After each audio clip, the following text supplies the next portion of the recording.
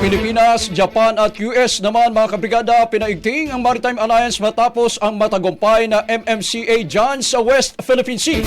Brigada Cat Austria, i-brigada mo! Brigada Live Report. Pinaigting pa ng Pilipinas, Japan at Estados Unidos ang kanilang Maritime Alliance sa pamamagitan ng ikawalong Multilateral Maritime Cooperative Activity sa West Philippine Sea kahapon.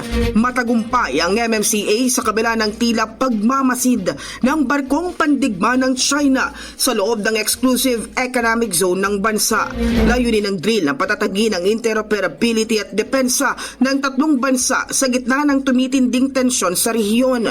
Lumahok ang BRP Jose Rizal, AW109 helicopter, C-90 aircraft at search and rescue assets ng Philippine Air Force sa aktibidad.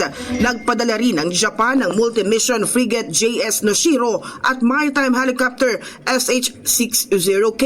Samantala nag-deploy naman ang US ng guided missile destroyer DDG Shoop, multi-mission naval helicopter MH-0R at maritime patrol aircraft P-8A Poseidon. Kabilang sa mga isinagawang aktibidad ang communications check exercise, rotary flight operations, maritime domain awareness, contact reporting, division tactics, personnel exchange at photo exercise.